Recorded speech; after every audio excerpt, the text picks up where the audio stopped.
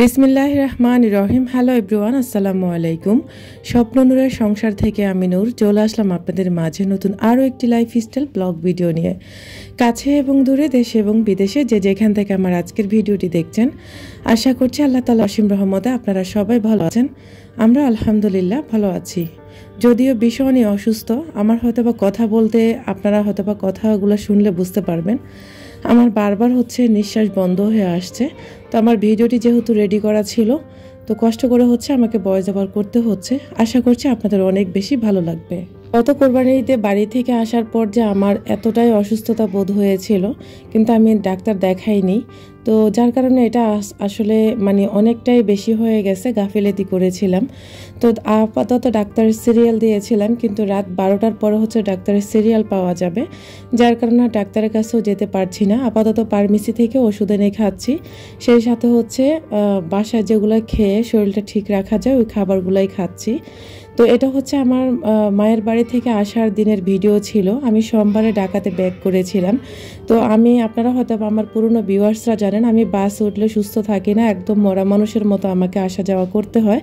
যার কারণে আমি আসলে 2-3 দিন নিজেকে রেস্ট রেখে তারপর আপনাদের সাথে ভিডিওগুলো শেয়ার করে থাকি। আর এটা আমার মায়ের একটা পুঁই শাকের গাছ। কোরবানির ঈদে দেখেছিলাম মাত্র আগা ছিল। তো মাশাআল্লাহ এবার 1 মাস পরে গিয়ে দেখি যে অনেকগুলো আগা বের হয়েছিল। তা আমাদের ঘরে কিন্তু পুঁই শাক কেউই খায় না। তো এখানে দেখলাম অনেক ভালো ভালো পুঁই শাক, এত বেশি তরতাজা লাগছিল আমার কাছে। তো আমার মার ভাইয়ের বউরা বলছে আমি আসার সময় নিয়ে আসার জন্য আর কি। তো প্রচণ্ড বৃষ্টি হয়েছিল, নিশ্চয় হয়তো আপনারা দেখে বুঝতে পেরেছেন। আর গ্রামে যেই কোনো জিনিস কিন্তু আমার প্রচণ্ড লেভেলের ভালো লাগে, শাক সবজি বলেন, যেই কোনো জিনিস আমার কাছে অন্যরকম একটা ভালো লাগা কাজ করে আর কি মনের ভিতরে। যার কারণে আমি ওই ভালো লাগা থেকে অনেক সময় নিয়ে আসি। আর এগুলো একদম টাটকা থাকে, ফরমালিন মুক্ত থাকে, যার কারণে আমার কাছে অনেক বেশি ভালো লাগে এই জিনিসগুলোর প্রতি। আমার আজকের ভিডিওর কোথাও কোনো অংশ যদি আপনার একটু হলেও ভালো লেগে যায়, তাহলে প্লিজ হার্ডলি রিকোয়েস্ট করব আমার ভিডিওতে একটি লাইক দিয়ে ভিডিওটা কন্টিনিউ করুন। আপনার ছোট্ট একটি লাইক আমার এই ভিডিওটি আরও 10 জন মানুষের কাছে পৌঁছাতে সাহায্য করবে।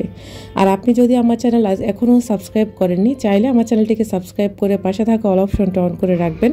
আমি যখনই ভিডিও আপলোড করব সবার আগে নোটিফিকেশন পৌঁছে যাবে আপনার কাছে।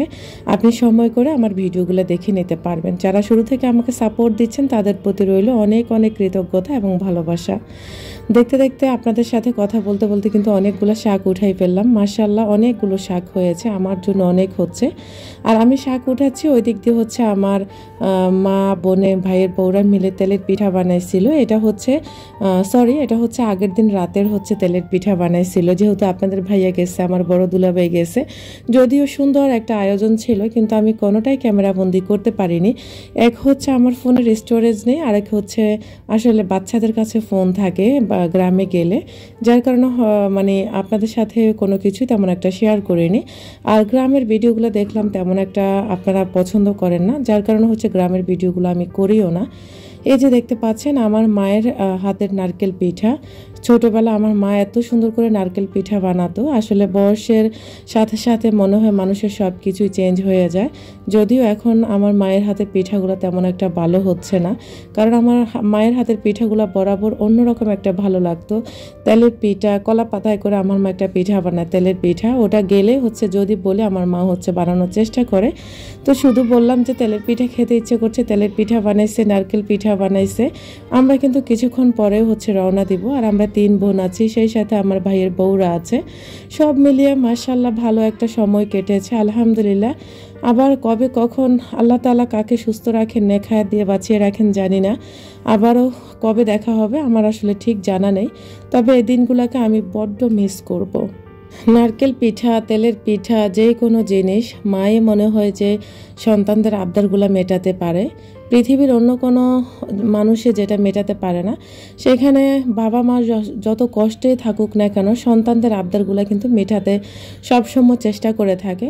তো আমার মাকেও দেখলাম, আমরা এখনও এত বয়স্ক হয়ে গিয়েছি, তারপরও আমার মা আমাদের সমস্ত আবদার রাখে। যদিও চেষ্টা করি মাকে একটু কষ্ট কম দিতে, তারপরেও যদি একবার মুখ দিয়ে বের করি তাহলে কিন্তু আমার মা এটা রেডি করে ফেলে সবাই মিলে। আর এখানে আমরা টেবিলের উপরে বসে 3 বোনে মিলে আড্ডা দিচ্ছি। দিচ্ছিলাম, সাথে আমার আপনাদের ভাইয়া ছিল, আমার দুলাভাই ছিল, সবাই মিলে গল্প গুজব করে।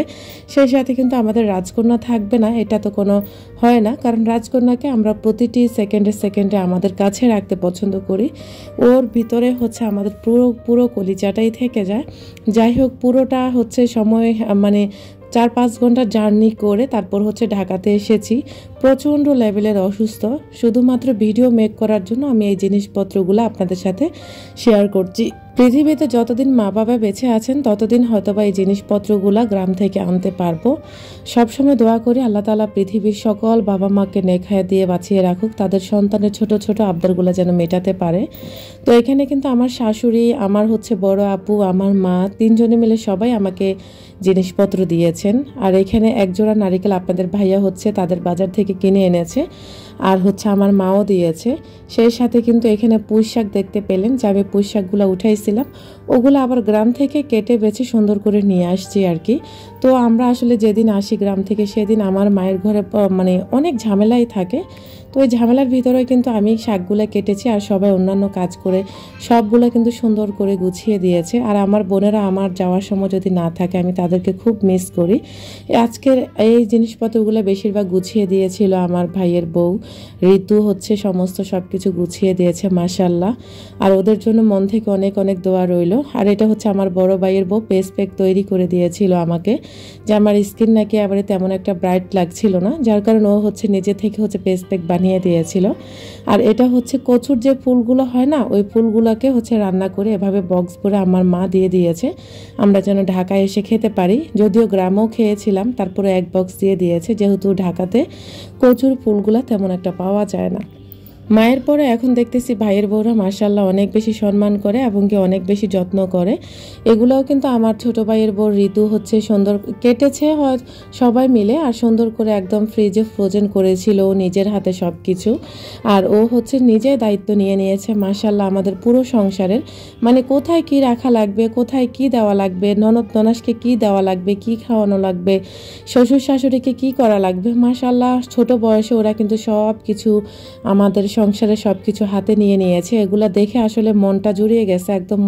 ভাইয়ের বউদের জন্য কিন্তু মন থেকে অনেক বেশি দোয়া আসছে।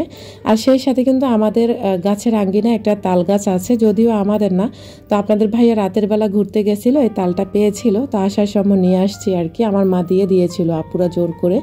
আর এখানে 2 প্যাকেটও হচ্ছে শুকনা মরিচ, একগুলো হচ্ছে আমার শাশুড়ি দিয়েছিল, আর একগুলো হচ্ছে আমার মা দিয়েছিল। তো আসলে মা যতদিন আছে হয়তো এই জিনিসপত্রগুলো আনবো।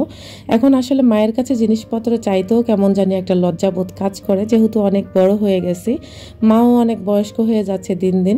আর এই যে দেখতে পাচ্ছেন এই সমস্ত জিনিসপত্র কিন্তু একটু একটু করে সমস্ত সব কিছু গুছিয়ে দিয়েছে। আর এটা হচ্ছে আমার শাশুড়ির দেওয়া কাঁথা, আর শাশুড়িরও এভাবে ভালোবাসা পাবো। আমার বিয়ের লাইফে হচ্ছে আমার শাশুড়ির ভালোবাসা পেয়েছিলাম 2022 সালে, আর এইবারে ভালোবাসা পেয়েছিলাম মাশাআল্লাহ। সবাই আমার শ্বশুর শাশুড়ির জন্য দোয়া রাখবেন, কারণ হচ্ছে আসলে মানুষ পরিবর্তনশীল, কখন কেমন হয়ে যায় তার কোনো ঠিক ঠিকানা নেই।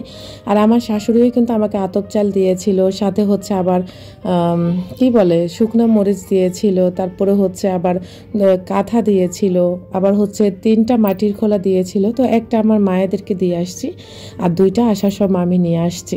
আসলে শাশুড়ি কিন্তু এমনি এমনি ভালোবাসা দেয় না, 4 বউ থেকে আমি হচ্ছে সবচাইতে প্রিয় বউ, এবং কি সবচাইতে বড় ছেলে হচ্ছে তার প্রিয়।